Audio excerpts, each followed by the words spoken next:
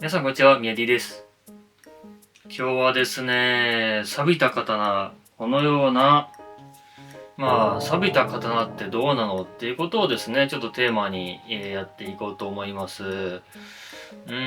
すごい状態ですね。私もですね、需要があるので、ヤフオクなどでですね、扱ったりすることもあるんですけども、その際にはですね、玄人向けという言葉を載せています。それはなぜかというと、初心者にはお勧めしませんということで、私はそのような言葉を載せています。それについてですね、なぜお勧めできないか、あるいはどういった方にはお勧めできるかということをですね、今日は、お話ししていきたいと思います。よろしくお願いいたします。まずですね、例外からいきましょう。この刀を買って完全に楽しめる幸せになれる人というのはどういう人かというとですね、こういった古びた味わいが好きで、刀剣鑑賞としてではなくですね、このようなこしらえを部屋の中に飾っておいて、インテリアとして、そのままお楽しみいただける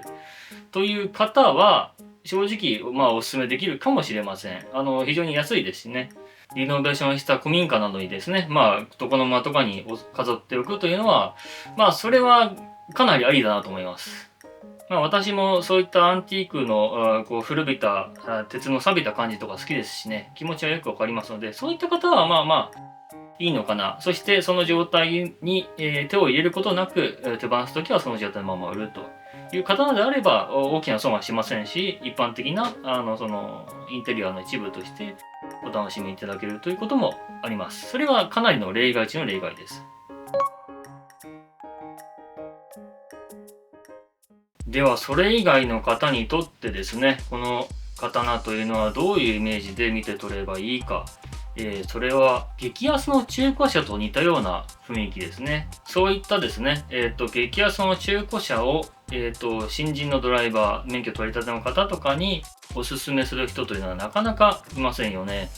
大抵は、新車ですとか、あるいはぶつけてもそれほど後悔しないようなほどほどの中古車というのをおすすめすると思います。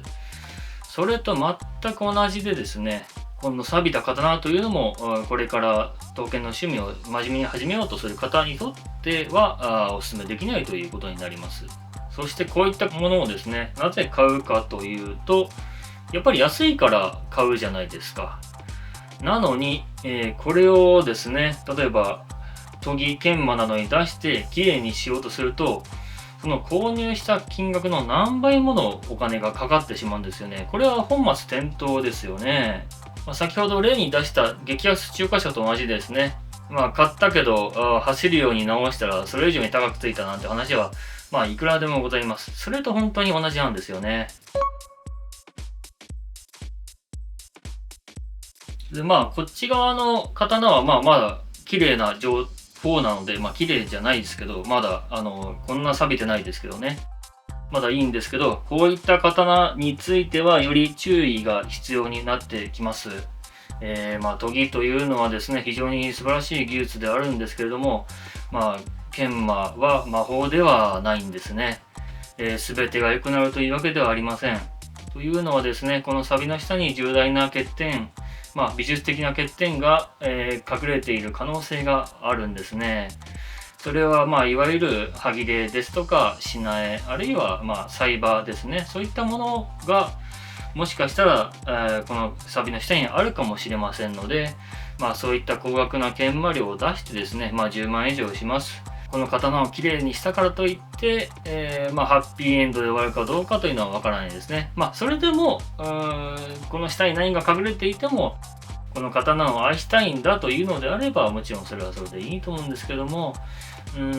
手放したいとかですね、ゆくゆくちょっと飽きて別の方にしたいなとかっていう時には、やはりリセールはそれなりの値段になってしまいますから、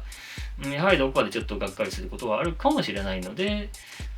基本的にはちょっとお勧めできないということになりますね。もちろん、錆びた刀を研磨、修復したら良いものだったので、鑑定に出して出世して、買った価格の何倍もの価値になるという可能性はありますが、反対に研いでみたら錆の下に大きな歯切れやしなえがあって、鑑賞用としてはもちろん居合などの稽古で使うのも危険な耐久性に問題のある刀だったという可能性もあります。まさにサビ刀ガチャですね。ではこのようなですね、錆びていて状態の悪い刀というのはどんな人が買ってもいいかお勧めできるかというところなんですけども、それで言うとですね、やはり先ほどの、この状態のまま楽しんでいただける、愛していただけるという方がまず一つ、一番先に上がってきますね。で、二つ目はやはりその玄人ですよね。この写真ですとか映像を見ただけでどんなリスクがあるかということを判断できる方、その上でどのような、使い道があるかということをものづから判断できる方というんですかね。ほとんどもうプロですとか、セミプロあるいは、そういった職人を目指している方とかになると思うんですけどもね、そういった方でしたら非常に使い道もはっきりしていますし、購入した後にですね、がっかりするということもほとんどないでしょうから、そういった方にとっては、非常によろしいと思います。その2点ですかね。で、初心者の方にですね、お勧めできるのはやはり、こういった錆びている刀ではなく、このようなですね、多少古傷があっても、これはほとんどないですけども、多少古傷があっても、全体の状態が分かって、すぐにですね、工作などに出して修復する必要がない刀というのが、結果的に、安くなりますし、長く楽しめるということにも、つながると思いますので、私としてはですね、これはあくまで私個人の考えですけれども、こういった錆びた刀よりは、このような比較的状態のいい刀というのを皆さんに、お勧めしたいというふうに思っております。ですね、このような錆びた刀を買ってですね、自分の力で育てていってきれいにして自分の刀にするというのも非常に、愛着が湧く行為ですし、そういった気持ちもですね、ロマンがあってわかるんですけれども、なかなか大変ではあります。費用もかかって、それからリスクもある程度ありますというのはですね、先ほどの激安の中華車という全く同じようなところでございますので、安易にですね、手を出さない方がいいというところが一つ今日は一番お伝えしたかった部分でもございます。